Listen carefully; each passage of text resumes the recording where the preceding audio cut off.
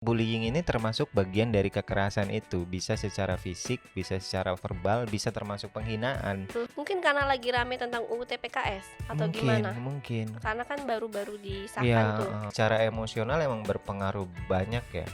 Ada anak yang menjadi tidak percaya diri gitu kan. Misalnya dia demennya senengnya nari misalnya.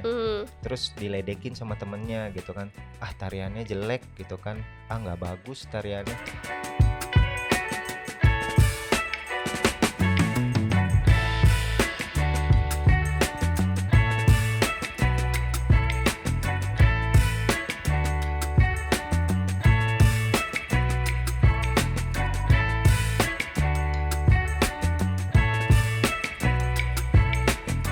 Halo sahabat anak Indonesia, kembali lagi dalam program Temania yang tentunya akan hadir hanya di Aris Merdeka Official.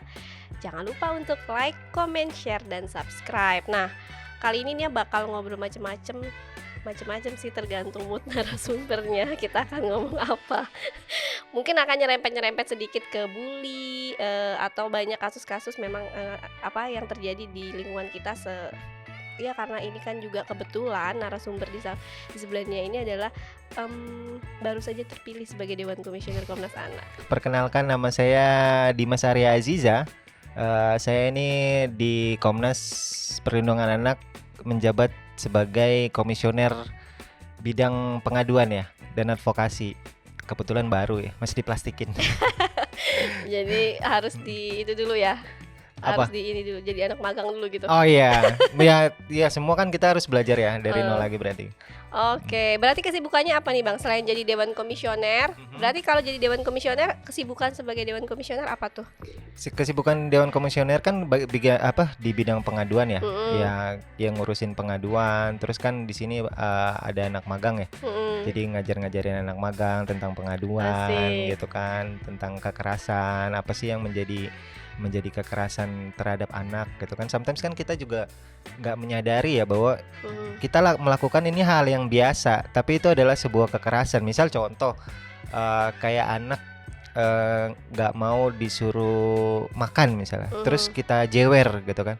Itu kan sebenarnya hal yang biasa rutin dilakukan ya, bukan rutin dilakukan, kayak nggak sengaja orang tua melakukannya. Bukan nggak sengaja ya, jadi hal yang normal kan? Iya, jadi hal yang normal gitu kan. Tapi itu termasuk salah satu kekerasan juga kan. Terus ngebentak gitu kan, itu kan juga termasuk kekerasan secara verbal ya. Nah itu yang yang perlu disosialisasikan kembali, bahwa masih banyak kok bentuk pembelajaran lain gitu kan, selain jewer, selain bentak dengan nada yang tinggi gitu kan, atau someday kayak merendahkan gitu kan. Karena gini, mungkin ya, ini mohon maaf nih, mungkin orang tua kan kita juga pernah kecil ya gitu kan, sering dibanding-bandingin gitu kan sama anak tetangga gitu. Pengalaman ya Bang? Ya. Nah itu kan bisa mempengaruhi emosional si anak kan. Nah itu tuh yang perlu dijaga tuh, yang seperti itu. Nah yang seperti itu dah. Kesibukan lain di luar perlindungan anak ya, saya ngajar ya. Wih, jadi Bapak dosen nih ceritanya. Ya gitu.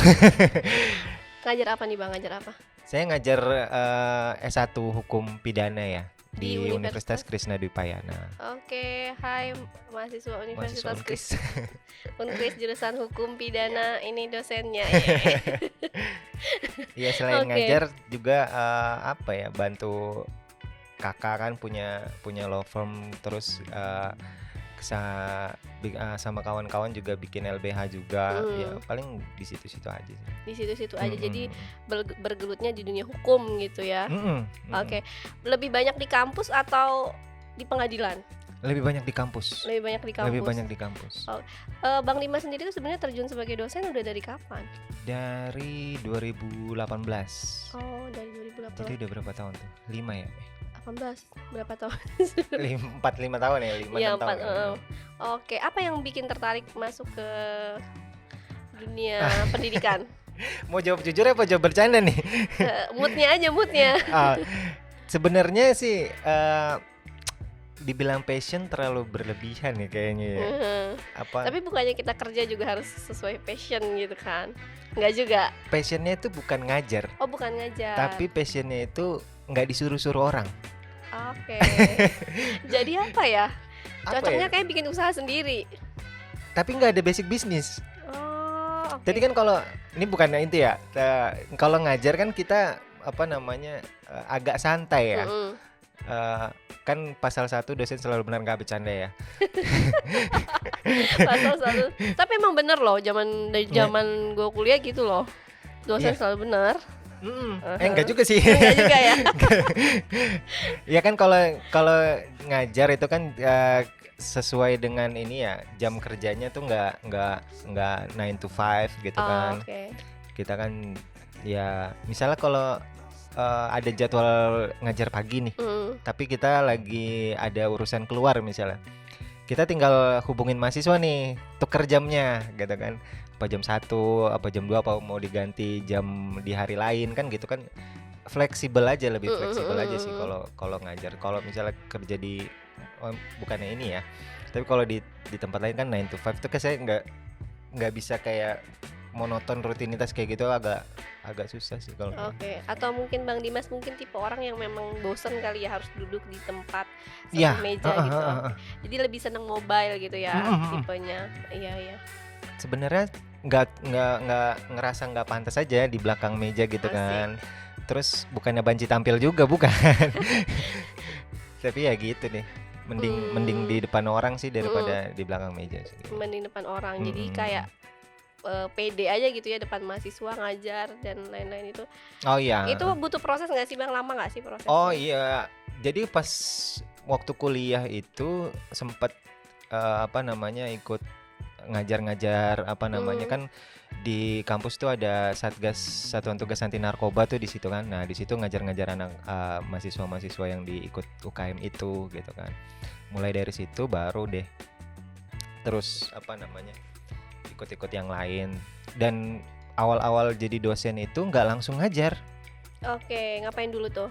Nggak, maksudnya nggak langsung ngajar di depan kelas gitu, dilepas di depan sendirian, nggak. Dulu kan ada dosen pengampuhnya ya, sampai sekarang juga masih ada dosen pengampunya sih. Kalau dulu tuh suruh ngikut dosen itu Oh. kayak asisten dosen gitu. Nggak ikut dulu tuh selama 2 tahun kalau nggak salah. 2 tahun Baru tuh setelah itu ngikut, dilepas. baru itu dilepas gitu. Oke, jadi memang butuh proses ya Bang ya. Dan itu tuh sudah menjadi cita-cita dari kecil atau justru bukan cita-citanya jadi dosen? Enggak, cita-cita dari kecil tuh jadi rockstar, percaya nggak sih? Jadi rockstar. Pantesan dari gayanya sebenarnya udah kelihatan ya kan, dari gaya rambutnya gitu kan, kayak penyanyi gitulah, pemain band gitu ya. Coba mungkin Bang sedikit Bang. Ya. Jangan ya. Jangan. Oke, jadi rockstar. Jadi berarti Bang Dimas bisa nyanyi dong? Bisa nyanyi bisa ya, tapi kalau bagus apa enggak nggak tahu ya.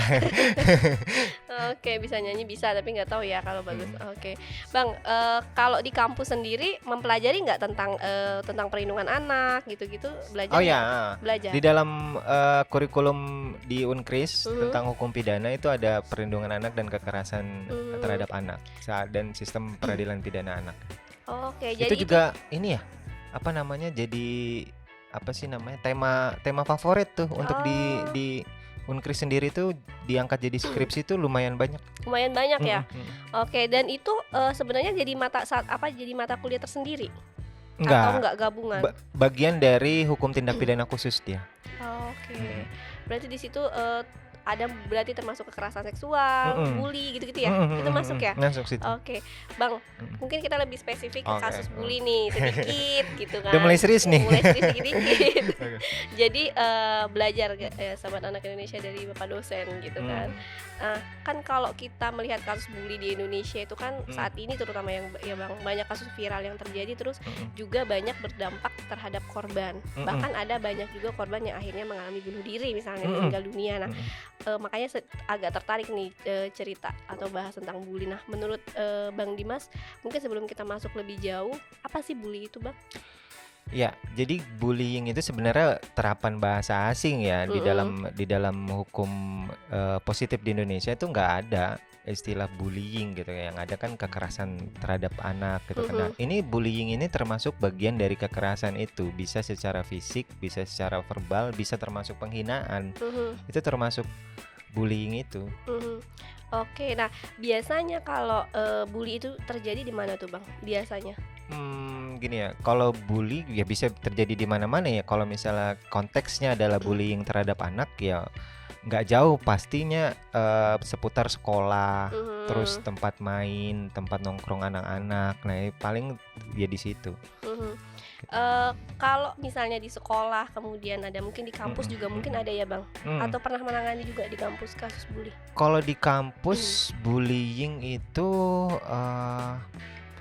untuk sekarang sih nggak terlalu terekspos ya anak-anak kampus sekarang tuh ya. Malah justru dia itu pelecehan, banyak pelecehan seksual kayak gitu. Oke, mungkin karena lagi rame tentang UU TPKS atau gimana? Mungkin. Karena kan baru-baru disahkan Iya, tuh. terus ada ini juga kan peraturan menteri tentang kekerasan seksual yang terjadi di sivitas akademik kan. Nah, memang di situ tuh apa sih kayak fenomena gunung es gitu. Yang kita tahu tuh ya hanya di permukaan aja, sebenarnya banyak gitu kan. Ya mohon maaf ya, saya sebagai dosen pun kadang tuh suka menemukan hal-hal yang seperti itu. Jadi memang di lingkungannya Bang Dimas sendiri itu sebenarnya banyak gitu ya dan terjadi. Tapi memang masih banyak juga yang belum berani lapor kayak gitu-gitu ya. Iya. Salah satu kendala utama untuk memberantas pelecehan seksual gitu kan, ya itu tadi, karena nggak banyak yang berani ngelapor dan kayak seolah-olah tabu orang untuk ngelapor seperti itu. Kan di peraturan menteri itu kan diwajibkan setiap kampus itu mempunyai satgas tentang perlindungan satgas pelaporan kekerasan jadi seksual itu. Ke sana gitu. Cuma saya pikir hal itu pun ya membantu banyak, cuma agak gimana ya, kalau dikemasnya dengan tidak baik ya akan jadi percuma. Misalnya ada satgas nih, satgas kekerasan seksual gitu kan, misalnya ada sekretnya, misalnya ada tempat kantornya misalnya, orang mahasiswa aja masuk ke situ terus dilihat orang, iya kan, berarti wah dia ada apa nih korban, gitu kan. Wah ada apa nih, kita ada apa. Jadi orang tuh kayak malu atau takut datang ke situ kan. Maka tadi saya bilang adapun harus dikemasnya dengan baik karena ini kan sensitif. Banyak contoh kasus kayak misalnya waktu ada mahasiswa tuh skripsian ngambil temanya pelecehan seksual seperti itu gitu kan, terus dia mau wawancara si korban gitu kan. Terus saya bilang, ini mau wawancara korban, mau nanyain bagaimana kronologisnya, bagaimana bisa terjadi gitu kan. Itu kan sama aja ngungkap masa lalunya. Iya. Saya bilang ini diusir aja alhamdulillah nih, nggak diusir aja alhamdulillah nih gitu kan. Kayak gitu. Memang agak susah ya. Agak susah. Tapi kalau untuk kasus bully sendiri ada yang melapor Bang kalau di kampus gitu? Sudah pernah ada atau belum? Belum pernah sih. Belum pernah ada ya kalau di lingkungan. Oke. Nah, kalau menurut Bang Dimas sendiri apa sih yang menyebabkan banyak terjadinya kasus bully itu? Apa ya? Banyak faktor ya. Lingkungan misalnya, ada orang yang terpaksa dia ikut-ikutan ngebully gitu. Karena kalau misalnya dia nggak ikutan ngebully, dia yang dibully jadi gitu. Dia yang jadi korban selanjutnya gitu. Karena kan seperti itu ya. Dan perlu digarisbawahi ya, ini menurut saya bahwa bullying itu, istilah bullying itu ketika ini sama-sama sepantaran nih. Ini bullying nih baru nih. Walaupun ya kekerasan gitu kan. Tapi kalau misalnya ketika anak-anak dengan orang dewasa, ini bukan lagi bullying. Apa tuh namanya? Ini kekerasan terhadap anak gitu. Karena di dalam undang-undang ketika anak misalnya tipu daya, kan ada unsurnya tipu daya, muslihat gitu kan, rangkaian kata bohong, itu tidak perlu dibuktikan lagi.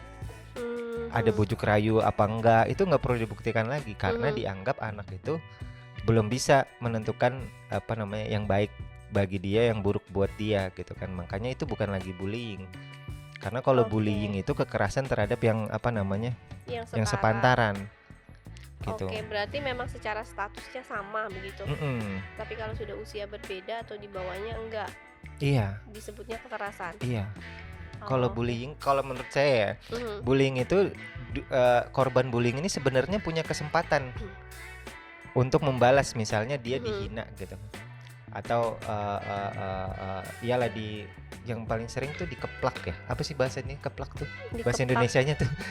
Apa ya dikeplak? Iya tahulah ya dikeplak. Iya, dipukul kepalanya lah gitu kan. Sebenarnya dia punya kesempatan untuk membalas itu, tapi dia nggak berani gitu. Karena biasanya pelaku bullying itu nggak sendirian, ada 2-3 orang bergerombol banyak gitu kan. Nah itu yang seperti itu. Tapi kalau kekerasan, kalau beda usianya jauh, itu bukan lagi bullying, karena dia nggak punya kesempatan gitu kan, karena takut apa namanya, perbedaan umurnya jauh, bentuk fisiknya beda gitu kan. Oke.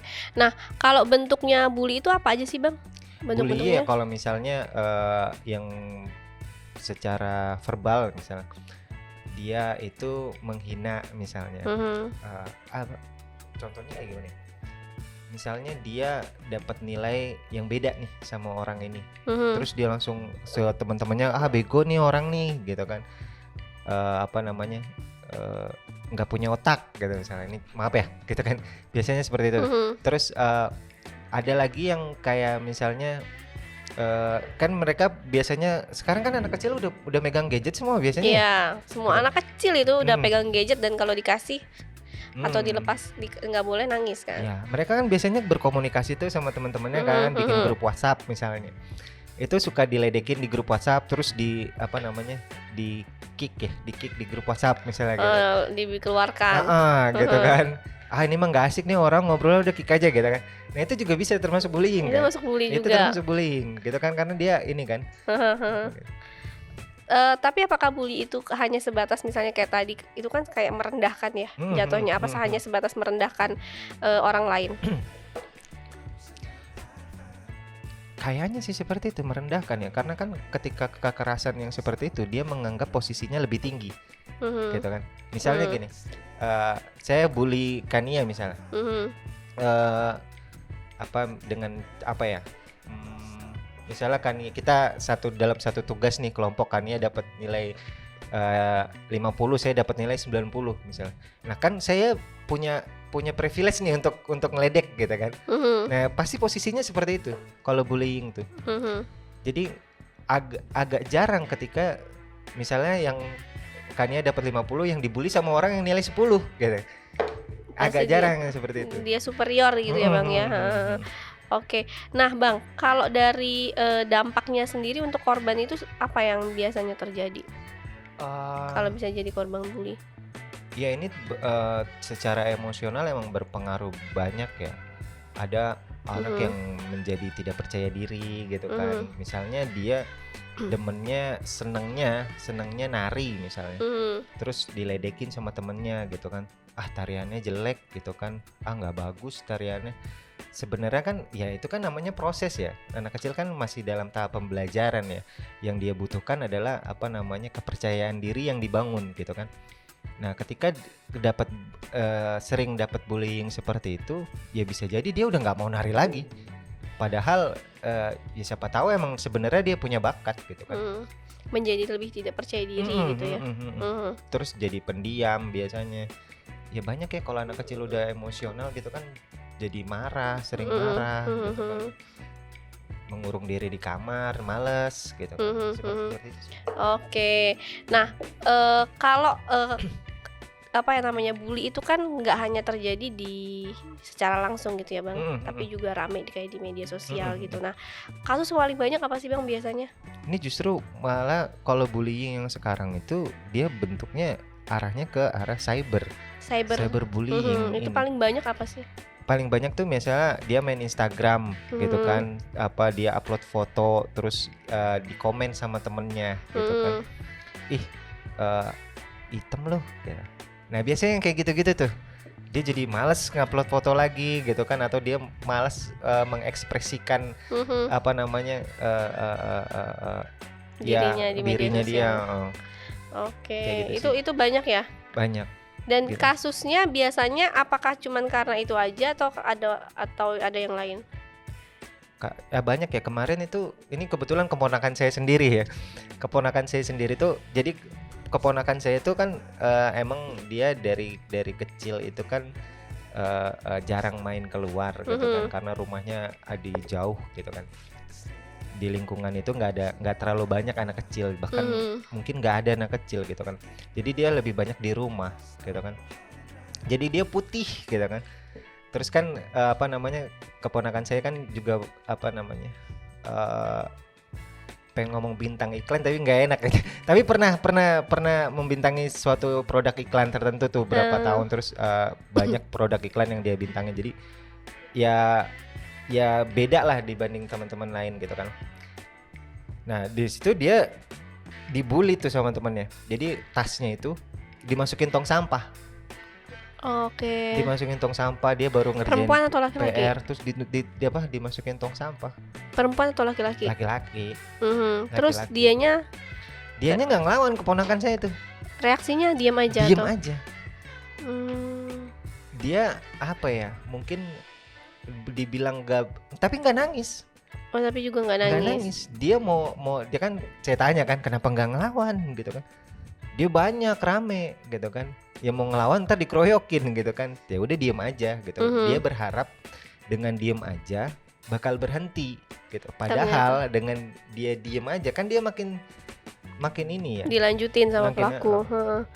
Oke, dan itu yang langsung ya Bang ya? Langsung itu. Oke. Nah, kalau kasus cyberbullying sendiri sama kasus itu berarti berkaitan juga nggak ya sama kasus misalnya kekerasan seksual, terus banyak ditemukan juga, atau kekerasan fisik, atau kekerasan seperti apa sih Bang biasanya? Kalau misalnya paling banyak tuh di cyberbullying. Cyber dikaitkan dengan kekerasan seksual, justru saya rasa paling banyaknya di situ. Karena misalnya anak SMA ya. Kalau anak SD kan ya, anak SD belum terlalu paham soal itu ya. Ya SMP ke SMA ini udah mulai explore nih, udah mulai explore ke arah situ. Nah di situ ini yang paling banyak gitu.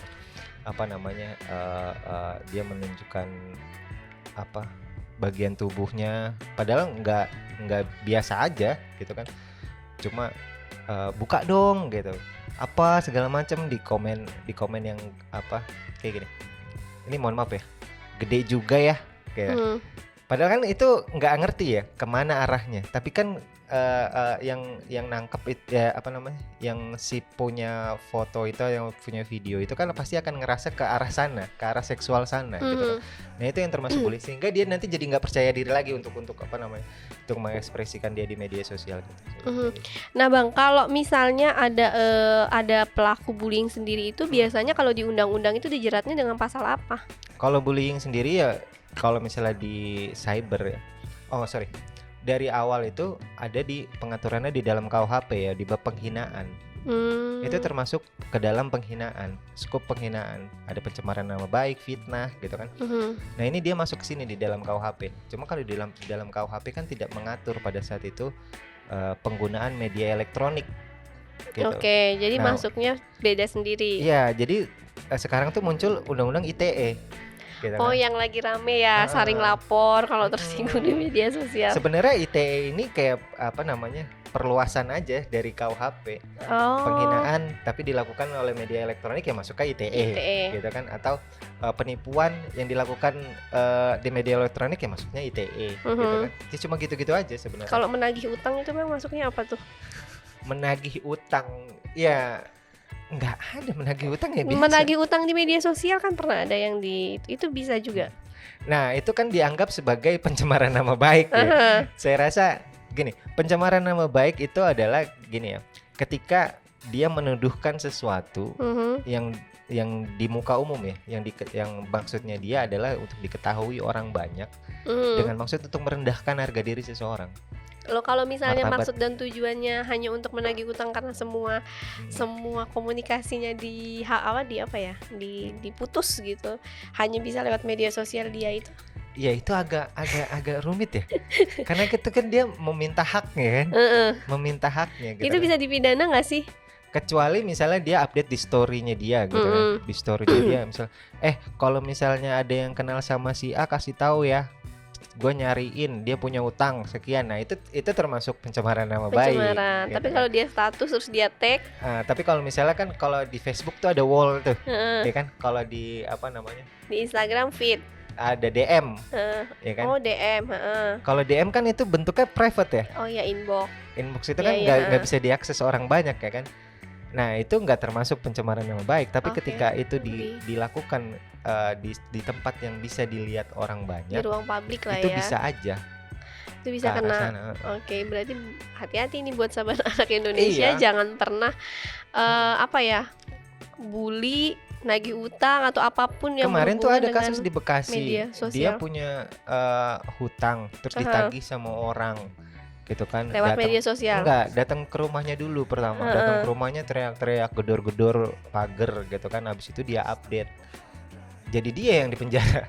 Ya ampun. Tapi bukan berarti hutangnya selesai ya. Hutang piutang kan itu ranahnya perdata ya. Tapi kalau yang seperti itu ranahnya pidana gitu. Itu nggak memutus apa yang menjadi perdata. Kenapa jadi dia yang dipenjara, Bang? Memang dia melakukan apa, kekerasan kah atau? Loh iya, dia kan mencemarkan nama baik di media sosial gitu kan. Oh, dia update. Dia update jadi terus dia kirim WhatsApp. Dia sebar WhatsApp ke orang-orang, nge-blast. Jadi dia akhirnya yang ditahan sekarang. Jadi memang jadi harus lebih hati-hati gitu ya, Bang ya. Iya sebenarnya. Sama termasuk juga update status menyindir orang dan lain-lain gitu. Ini menarik. Menyindirnya ini menyebutkan nama atau tidak gitu. Iya, persepsi gini. Karena gini, dalam konteks hukum pidana ya, ini basicnya adalah tidak bisa dipidana seseorang tanpa adanya kesalahan. Jadi dilihat dulu kesalahannya nih apa. Kalau misalnya dia nyindir misalnya tanpa sebut nama gitu kan, atau tanpa menjurus yang spesifik ke orang itu gitu kan, maka itu bukan tindak pidana gitu kan. Tapi ketika disebut namanya gitu kan, misalnya kayak Dimas aja, walaupun Dimas ada sejuta orang yang namanya Dimas, tapi kan dia nyebut nama nih Dimas, itu tetap pidana. Walaupun namanya nggak lengkap ya, walaupun namanya nggak lengkap, karena kita tahu kita sedang berkonflik begitu ya Bang ya gitu. Jadi memang berarti harus lebih hati-hati. Dan itu juga sebenarnya masuknya juga bully tapi di ITE. Jadi yang lebih rumit itu kalau misalnya dengan gambar. Misalnya dia gambar terus diupload di media sosial. Nah ini yang rumit gitu. Karena gambar kan seni, seni kan samar-samar. Iya, sementara betul. Hukum nih pasti nih. Nah ini agak bertolak belakang nih. Misalnya dia gambar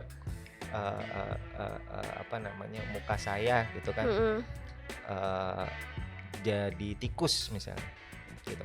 Maksudnya si penggambar adalah supaya mengingatkan nih.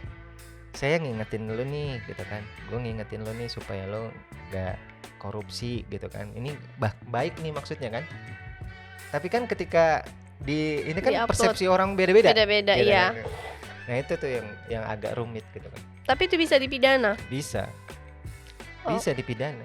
Artinya memang harus benar-benar hati-hati banget. Iya, walaupun sebenarnya itu ranahnya abu-abu, tapi itu banyak kasusnya seperti itu. Banyak Bang kasusnya. Penghinaan presiden. Gitu kan. Oh iya. Kayak gitu. Tapi kan ada muka presidennya. Iya, tapi kan maksudnya kan tadi saya bilang, nih maksudnya baik nih.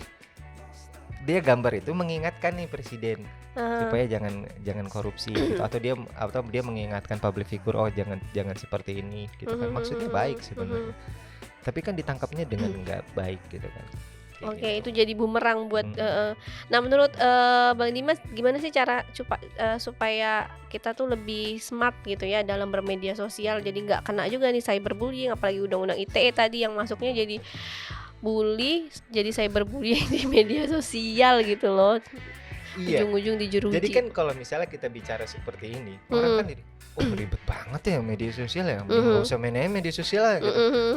Nah ini yang apa ya, sampai sekarang pun kita juga saling jaga harusnya jadi gitu kan. Ya perlu penanaman khusus sih dengan etika bermedia sosial gitu kan. Setuju. Karena kan beda lagi nih. Kita biasa ngobrol, ketemu tatap muka gitu kan. Someday eh, sorry ya, sialan loh gitu. Itu kan hal yang biasa gitu kan. Tapi ketika udah zaman media sosial gitu dengan ketikan gitu, itu kan wah lu ngatain gue nih gitu kan. Padahal sebenarnya biasa aja Padahal ya. kan kalau ketemu tatap muka ya biasa aja itu kan. Nah itu kayak misalnya gue gitu, Bang Dimas, tapi gue pakai tanda seru, ah marah nih ini ya gitu iya ya. kan. Padahal mah enggak, biasa aja kan. Misalnya gitu ya. Kayak gitu. Itu kan yang perlu dipahami lagi oleh setiap orang ya, bahwa ini kita punya lingkungan yang baru nih. Gitu kan, yang berbeda dengan kehidupan kita yang biasa gitu kan. Kayak kemarin tuh kuliah biasa tatap muka di kelas, ini di Zoom. Nah, tiba-tiba online. Itu gimana tuh? Padahal kalau sulitnya, itu susah banget sih. Satu sisi ya mengebantu ya. Misalnya kita memang ada kegiatan lain di luar ya kita bisa tetap melakukan kuliah walaupun nggak mengganggu kegiatan lain gitu kan. Karena kalau offline kan kita mesti luangin waktu ke kampus gitu kan. Itu salah satu membantu, tapi satu sisi kayak menyulitkan aja sih. Karena apa yang kita sampaikan itu kita nggak tahu nih dia apakah terima dengan baik apa enggak gitu. Diterima dengan dia nangkap nggak apa yang informasi yang kita sampaikan. Itu yang sulit, karena kalau misalnya tatap muka kan kita bisa lihat matanya nih. Ya kan juga biasa ketemu orang gitu. Sampai kalau kita ngobrol matanya begini, ini orang nggak ngerti nih gitu kan. Tapi kan kalau lagi Zoom kan aduh repot nih kayak gitu kan. Banyak banget mahasiswanya. Terus kan kotak-kotak gitu kan, jadi agak repot sih. Oke. Dan tugas-tugas gitu semua oke aja atau gimana tuh Bang kalau selama? Ya kalau pandemi ya mohon maaf ya mahasiswa ya, jadi tugasnya kan beda ya, jadi lebih banyak ya. Jadi lebih banyak ya? Iya. Oh, siap-siap, banyak karena banget. Kan gini, kalau misalnya ujian aja, ujian kan biasanya langsung di kelas gitu kan, kita bisa ngawasin sendiri gitu. Kalau misalnya ujiannya melalui Zoom gitu kan, ini kita udah nggak bisa kontrol lagi. Kita bilang nggak open book, nggak mungkin. Iya, bener kan? Sih. Nggak open internet gitu kan, nggak mungkin kita bisa membatasi itu gitu. Jadi yang dirubah adalah soalnya. Jadi soal grade-nya itu dinaikin nih gitu. Lebih ke analisa gitu-gitu ya mungkin ya. Analisa hukumnya gimana gitu. Oke. Nah, Bang, kalau misalnya kena bully sendiri atau si pelaku ini tuh hukumannya tuh berapa lama ya? Maksudnya juga supaya ngingetin nih, supaya teman-teman kita agak lebih berhati-hati gitu kan. Iya. Kalau misalnya di dalam KUHP itu 1 tahun, kalau nggak salah 1 tahun apa 2 tahun gitu, saya lupa. Hukuman paling rendahnya. Tapi kalau misalnya di Undang-Undang ITE ini ada pemberatan. Dia lebih berat, 6 tahun kalau nggak salah maksimal. Maksimal 6 tahun. Kalau yang dilakukan secara langsung tadi 1, 2 atau 2 tahun itu? Bukan. Kalau misalnya yang KUHP di dalam KUHP itu cuma 1 tahun 2 tahun gitu kalau nggak salah. Tapi di dalam itu ada pemberatannya di dulu. Mungkin ya pemikiran orang yang bikin undang-undang itu karena kalau misalnya dilakukan melalui media sosial itu dampaknya lebih gede gitu kan, karena kan jejak digital ya gitu. Sometimes postingan yang udah dihapus aja gitu bisa muncul lagi gitu kan. Iya betul. Atau udah dihapus tapi keburu di capture nih gitu kan itu kan tetap ada gitu kan. Nah, jadi mungkin penilaian seperti itu ya, dampaknya lebih besar ke makanya hukumannya pun lebih itu. Dan kita nggak tahu siapa aja sih yang bisa akses. Kita update story Instagram aja misalnya. Kalau misalnya nggak di private Instagram akunnya kan kita kan nggak bisa batasin orang yang ngelihat siapa gitu. Kayak gitu. Jadi dampaknya lebih gede aja. Makanya kalau kita punya media sosial memang kayaknya kita harus lebih hati-hati gitu ya Bang. Dan di lingkungan sama sekitar juga harus bisa kontrol cara komunikasi juga ya. Oke, nah Bang, tadi sudah gini-gini sampai di belakang waktunya udah habis, nggak kerasa ya. Kita ngobrol tuh nggak berasa gitu. Tiba-tiba di belakang udah selesai gitu. Oke Bang, mungkin sebelum menutup closing statement dari Bang Dimas terkait kasus bully yang terjadi di Indonesia atau di sekitar kita itu harusnya seperti apa? Oh iya, jadi bullying ini nggak bisa kita pungkiri memang banyak ya terjadi ya, dan ini perlu kesadaran semua pihak ya untuk kasus untuk yang terkait dengan anak-anak ya, banyak banyak keterlibatan orang banyak juga, dan yang saya rasa sih peran orang tua dan peran sekolah ya itu menjadi signifikan banget untuk mengajari bagaimana anak ini bermedia sosial dengan baik dan benar ya, agar gadget-gadget yang mereka pegang itu menjadi alat bantu yang maksimal bagi pembelajaran mereka sih. Saya rasa sih itu sih sebenarnya. Oke, seru banget Sobat Anak Indonesia ngobrol sama Bang Dimas. Kita ngobrolnya ngalur ngidul tapi insya Allah bermanfaat. Amin. Bisa buat pengalaman baru juga buat aku nih yang nggak begitu paham apalagi tentang apa tadi itu undang-undang pidana. Terus harus lebih hati-hati kayaknya mulai dari sekarang kalau bermain media sosial karena hukumannya 6 tahun loh gitu. Bang, pokoknya makasih banget ya, Iya, sama-sama, sudah hadir Kania. di temannya. Nanti kapan-kapan kita ngobrol lagi. Sehat-sehat buat Bang Dimas. Sama-sama kan ya. Oke, nah Sobat Anak Indonesia, itu tadi obrolan bareng Bang Dimas, seru dan pastinya jangan lupa pantengin terus di Aris Merdeka Official. Oh ya, kalau buat Sobat Anak Indonesia yang pengen tahu Instagramnya Bang Dimas, bisa hubungin Bang Dimas gimana? Atau nggak usah, ke Komnas aja? Di Instagram ada nama saya ya, Dimas Arya Aziza tanpa spasi. Dimas Arya Aziza, boleh TikTok tuh. juga ada. Oh, ada. Enggak sih, bercanda. Enggak main TikTok ya, Bang? Oke. Ya mungkin mahasiswanya Bang Dimas juga salam-salam gitu ya. Banyak ya, Bang ya, mahasiswanya, Bang? Nggak ngitung ya. Oh, nggak gitu ya. Oke, Sahabat Anak Indonesia, itu tadi untuk sahabat anak Indonesia, temannya di luar sana juga yang pengen aku bahas apa aja, boleh komen di bawah. Kira-kira kita akan bahas apa lagi, terus juga bintang tamunya pengennya yang kayak gimana juga boleh. Saksikan terus program Temania hanya di Aris Merdeka Official. Jangan lupa like, comment, share, dan subscribe. Salam anak Indonesia, anak terlindungi, Indonesia maju.